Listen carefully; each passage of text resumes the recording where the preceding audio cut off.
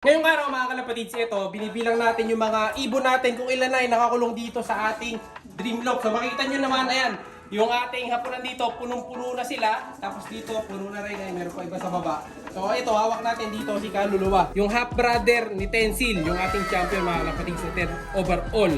Ayan, sa North Race. So ito yung kanyang bagwis, makita nyo talagang white light na white light. Pati dito sa kabila, white light mga kalapatids. Tapos may pagka-tensil yung kanyang bagwis dito. Ayan. So yung mata nga lang niya, bull eye. Medyo madilim yung mata niya, no? So yung iba, hindi sila naglalaro ng ganito. Pero yung iba, may nagja-champion naman na ganito yung mga mata. So naging bull eye siya kasi lamang yung puti sa mukha niya. Ayan, no? Pero napaka-forma nung ibon na to. Tingnan nyo, pag nilagay natin dito, ang angas tingnan. Ayan mga kalapatids, pagka nandito siya sa pinaka-cage nila, sa kanilang perch dito sa loob ng ating loft. Ayan, kita nyo, kasi pag namamarako siya mga kalapatids, ayun, pogi-pogi mga kalapatids, napakakinis. So kung titignan nyo, akala po just relax ang itsura pero hindi just relax ang line. Tapos ito naman, yung dalawa na to, ayan, yung nagpapares. So ito yung mga pioneer dito sa Dreamlock natin. So ito yung mga nauna. So ito mga kapatid ni Kobe to, yung dalawa na to.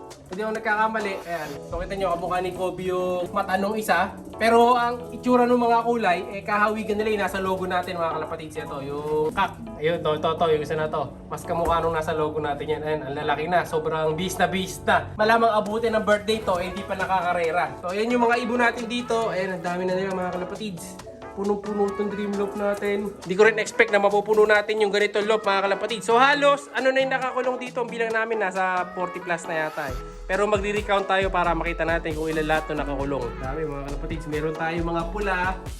Ayan, meron tayo mga ganitong kulay, mga white flight. Ito, ganda rin kulay nito. Yung mga ganitong kulay, mababagis ang itsura Yung mga may puti-puti sa mukha. Ito, kakto na Jom. Mukhang lalaki. Tapos ito mga ganito. Ito yung mga newbie. Yung mga nakapula. Pero yung iba dyan, mga batcher na. Yung mga nasa likod dito, tinetraining pa lang natin. Pinakawalan na natin yung iba. Yung iba naman, viewing pa lang. Ayan, yung mga nandito sa kabila, mga nagbibihis pa lang. Itong mga nandito, mas mapoporma. Tapos ito, ayan, umakit sila sa trapdoor. Di ko alam paano nakakakit yan Merong isang kalapati dyan, na pag nilagay mo siya dyan sa tapat na yan, talagang aakyat at aakyat siya. Si Palos, yung kulay pula. Hindi ko lang alam kung sino dito sa mga pula dito na yon. Alin ba dito yung Jom? Ayun, Taiwan na nakatakas. So hindi na pala si Palos yung nakakatakas. Yung Taiwan pala natin dito mga kalapatids. Na isa. Saan ba yun? Hanapin natin. Kulay yellow daw yung ring na pula. Hanapin natin. Hindi ko makita. Pula, kulay dilawang ring. Sa loob na? Saan? Ayun, oh. May kalapati na naman dun. Sabi ko sa inyo, nakakatakas yung isa na yun Hindi ko alam kung paano. So pwede siguro yan, lagay natin siya sa may harapan. Tingnan natin kung paano gagawin niya. Ayan, pasaway Palabasin muna natin. Ayan, palabasin natin mga kalapatids Tapos tingnan natin kung kaya nating magawa na pabalikin ulit siya doon. Ayan, umakit kasi sila sa trapdoor Yan lang maganda dito pagka yung loop maluwag. Talagang nakakalipad-lipad sila. Ayun sarap panoorin. Ayun yung bumaba mga kalapatids. Ayun, bumaba na. Ito, yung pula na to. Ayan, ito yun. Ito pala yung tumatakas, yung pula na to. Taiwan yung ring. Ayan, ito naka-CTRPA ito. Di ko nagkakamali. Itong pula na to, mga kalapatids. Ayun, sige. Pakiyatin natin, subukan natin kung paano siya aakyat Ayun, mga kalapatids, nasa taas na siya. Ngayon, tingnan natin kung paano siya papasok. Tingnan natin kung maaktuhan natin yung pagpasok niya doon Ayan, kasama niya yung ibang mga kalapati doon. Hindi ko sure kung makikita natin na papasok to ngayon kung maaktuhan natin kasi medyo aligagay yung mga kasama niya kakalipad-lipad Ayan, pero yan, tinabihan pa niya yung kaluluwa. Ayan, angas Ayun, sumusunod na yata siya. Tingnan natin kung paano siya aanggulo doon. Sige, pasok mo ulo mo dyan. Ayan, tingnan natin, abangan natin kung paano siya papasok doon sa kabila. Ayun, ganun pala dyan mo sinusuot yung ulo. Nakakita ko kanina, sinuot niya yung ulo niya doon sa isa. Kumbaga, alam niya sikwatin Ayun yung pula yung tingnan niyo mga kalapatid yung nasa gitna. Ayan, mamaya nasa loob na ng trapdoor yan, matinik. Ayan, nakakapasok na siya Ayan yung pula. Patayin natin yung pula. Oo, sa itong isa na to. Kaya pala nilang pasukin pagka ganoon. No? Ilan lang yung kalapati natin dito na nakakapasok dyan sa trapdoor. Yung iba, di nila kaya na makapunta dun sa kabila. Kasi dapat talaga, puro papasok lang walang palabas. Pero siya, kaya niya lumabas. Kasi may lock naman yan dun sa loob Ayun, sinusuot niya isa niyang ulo sa kabila sige, lusot. Sige. Pinapaypay niya. Ayun na, nakapasok na Meron pala ginagawa dyan, sinusuot yung ulo. Sige, lusot lang. Ayan, nakakapasok no. Unti-unti lang niya eh. Ayan, wala nang katabi. Pagka may katabi, di niya kayang gawin eh. Pero pagka siya lang siguro, mas magagawa niya to kasi wala istorbo. Sige, bantayan lang natin to. Tingnan natin kung paano gagawin niya. Ayan, may katabi pang isa. Ayan, hinahanap niya yata yung pinto na lagi niyang dinadaanan. Ayan, makakapasok na.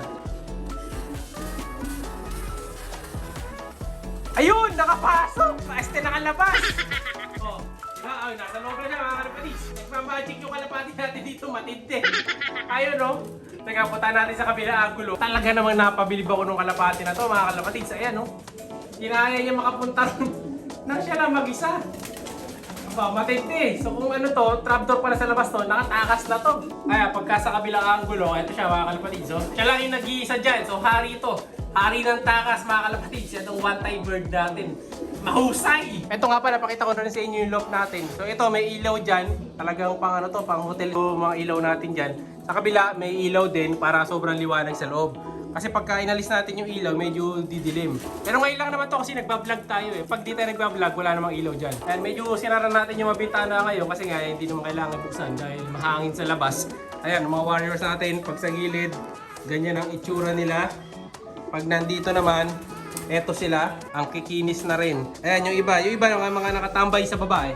Yan, mga nakatambay sa baba yung iba. Ayan, dami na rin nila mga kalapatids. Yung kabila ay sinara muna rin natin. Bali, ang binuksan lang natin bintana ngayon, dito lang.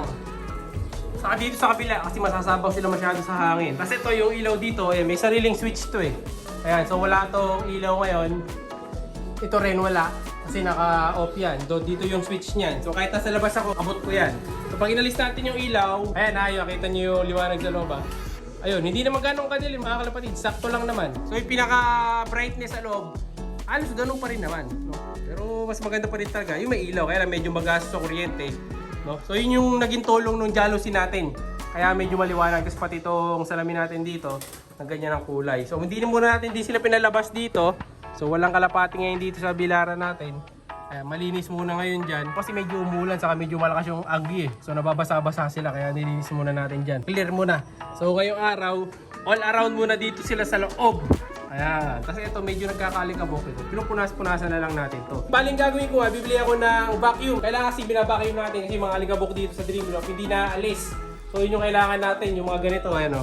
So kailangan dito manual puna. So kaya vacuum siguro, mahigop to, mas madali. Pati dito sa ilalim, nagkakadumi oh. Kaya nga nag-step in kami, pero ngayon wala akong suot. Ayan oh. Nakatapak lang tayo. Gagawin natin, bibili tayo ng vacuum para mas malakas nating mahila. Kayo naman mga kalapatids, para sa araw na to, like, share, subscribe. Ingat! Siya'y kalapatistang napakagaling na kinakilala.